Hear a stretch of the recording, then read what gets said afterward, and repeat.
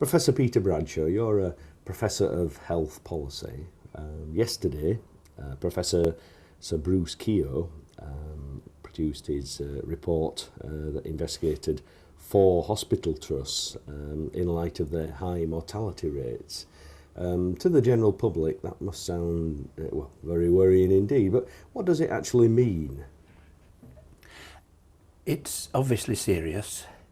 It's really built on the Francis findings that look specifically at Mid-Staffs, and it's now looked at a broader spectrum of these hospital trusts that have got adverse death statistics. So yes, it's a concern.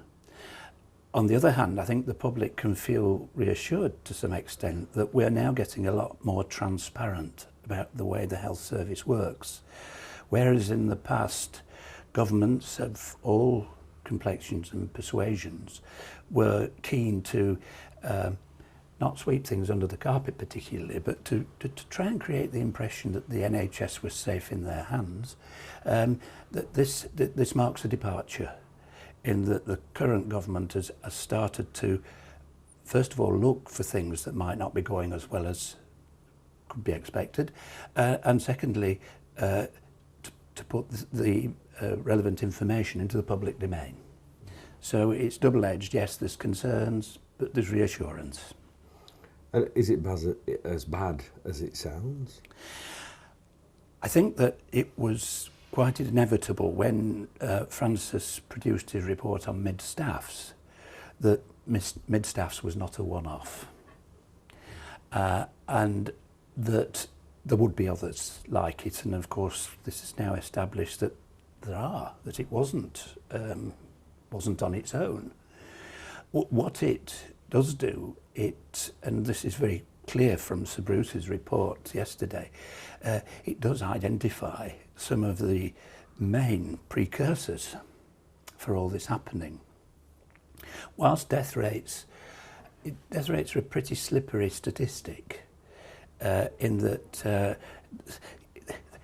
they don't necessarily segregate total deaths from preventable deaths. The health service, inevitably, given that we're not all going to live forever, the health service will obviously take people whom it knows are not going to get better. But what it needs to be more slick at is identifying those people and who've got preventable conditions. When you look at quality of care in hospitals, surely there's always going to be a fundamental problem in that you've got the managers on the one side and you've got the health professionals on the other. The managers' targets are probably going to be different from the health professionals. Precisely. I think that clinical professionals, by which I mean doctors, nurses, therapists, have certain perceptions concerning what they regard as the best outcomes. It's not that the managers differ, but the managers have got competing claims with regards to quality. They're there for financial outcomes, and of course if you're running the business as effectively and efficiently as you can, that might be at the expense of having enough nurses, enough doctors, enough therapists, enough of the particular professionals. And this is very apparent again in the report yesterday, and this came through from Mid-Staffs. If you try and run a hospital without nurses, with the best will in the world, healthcare assistants are very, very valuable people, but they're untrained, they're unregulated, and they don't have a code of conduct. And of course therein lies another distinction between managers and clinical professionals. Clinical professionals have a professional code of conduct. Managers not necessarily so. Don't mean they've not got consciences and they're not morally upright people, but they're there to deal with the balance sheet.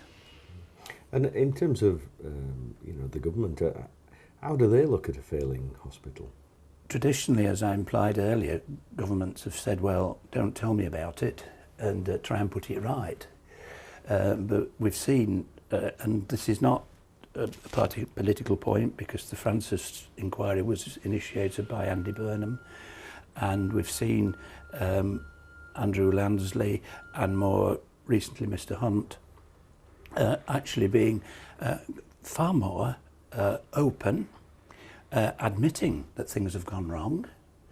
And of course that's a very reasonable thing to do, because the health service will not manage to get 100% for every patient on every occasion.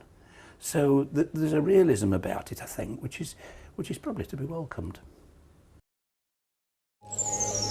The University of Huddersfield, inspiring tomorrow's professionals.